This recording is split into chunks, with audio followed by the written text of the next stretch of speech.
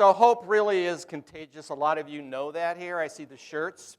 So if you have hope, pass it on. That's a big responsibility. I grew up in a house with 8 people. It's about 1,000 square feet. My parents had the downstairs bedroom. 2 sisters had this little small bedroom upstairs, and the second bedroom upstairs was with myself and my 3 older brothers. We had a bunk bed.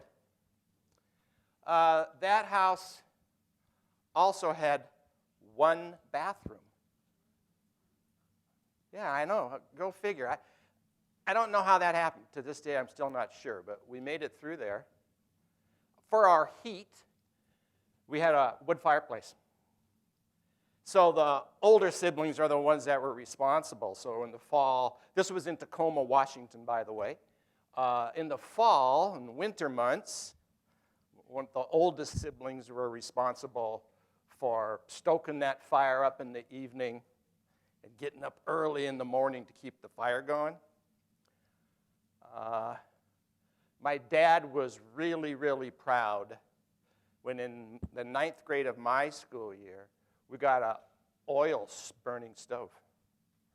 We kind of gathered around the first time we filled it up. We had this oil stove. He was so proud of it. I was happy because at that point I was the oldest sibling left in the house. We grew up in this neighborhood with lots of caring adults, right? There were just lots of caring adults, not just my parents, the neighbors, the Boys and Girls Club director, the choir director, our teachers, the coaches I had. They all really filled us with hope. They believed in us. We knew that. And I just always believed that I would come out fine. That when I went to college, I could compete with all the guys that were up there and girls, right? In those days, we did not have kids at risk. There were no kids at risk. You know why that was? Because the adults in the world had not come up with that label yet. So when I left home, it was all great, right? And I went off to college. And in my first year of college, I became a parent as a teenager. So if those experts could have sat down with my wife and I, they would have told us we didn't have any money, we didn't have education yet. We would be failures. But that never happened. About a month and a half ago. Excuse me.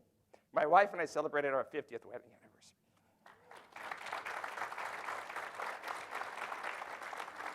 So there's the data, and then there's the people. We raised our 2 kids. They're both caring, loving, successful adults. My wife got a master's in counseling, had a great career leading and helping, lifting kids up. After she retired, she went back and got a yoga certificate, and she built up this little yoga business now. I managed to somehow find my way through the world, and as a sales management field, I worked nationally and internationally. And then when I was 50, I decided to follow my true calling. I took a job at the East Side Boys and Girls Club on the east side of Tacoma. It was with those kids. This is where I learned that there was a term called kids at risk. It was one of the poorest communities in the state, and it was gang infested. This was in late 90s, early 2000s, and this was the neighborhood where a lot of that activity took place. And as I got there, I realized that we had a really great staff, people that cared, but we needed to change our mindset. We needed to change our mindset. And so we started moving forward, and I tried to get as many of those staff to kind of come together, and we started focusing on kids' futures. We had a graduation board. We did all kinds of stuff so that they could understand what we needed to do to take all of this to the next level. And then Oops. I met Jessica early on in this phase of my life running the Eastside Boys and Girls Club. And when I met, so I don't know if you can notice, Jessica has no toes. She doesn't have any fingertips. And her face just has a different form and shape than most of us. But when I met Jessica, it was in the gym at this Eastside Boys and Girls Club, and it was a beautiful gym. So on Friday nights, we did roller skating. A local person had donated all these roller skates. We played the roller skating music. Every roller skated around. And I stepped into there, and shortly after that, Jessica comes around the corner, and she's holding onto one of the staff's hands. And as she comes in around that corner, she looks straight at me, and she holds her hand up, right? She holds her hand up and reaches toward me, so I reached out and grabbed her hand, and she immediately let go of the other staff, and the next thing I knew, we were running up the backstretch at this makeshift roller rink, and it was just the start of a great relationship between Jessica and I, but Jessica connected with all the adults. I taught her to type, right? Difficult for her, but she did everything. She played ping pong. She played pool. She shot hoops. She took part in the club, and it was remarkable. She connected with all these adults. We built a computer lab that was state-of-the-art. It was the top-notch computer lab in the state. We were doing A++, C+, certificates for high school kids. We had just lifted the level of the expectation for all the kids, right? And as I looked around, at some point I realized that Jessica was connecting really well with all of the adults. But I think the kids were afraid of her. So she wasn't connecting. She was a club kid in every respect. And so one of the things we had just recently did was we raised chickens in a racquetball court. We partnered and had an agency come in, and we grew them from eggs. Jessica was part of that. We had 7, 8, 9-year-olds. It was so cool. When they got to the club, they raced in there, and it took however long it was, maybe 10, 12 weeks. We kept one of those chickens because the other thing we did that summer was we started a vegetable garden in this urban setting. And most of these kids had no idea that vegetables came from the ground. So we're growing these vegetables. They get to cook with them, and there were some great lessons on hope there. And we had a little sandbox next to the vegetable garden. And the turning point, I think, in creating the contagion of hope in our club was Jessica was sitting there with another girl about her age, and this girl looked up at Jessica, and she said, "What's wrong with you? Why do you look that way?" And Jessica said, "I was born this way, but I can do anything you can do."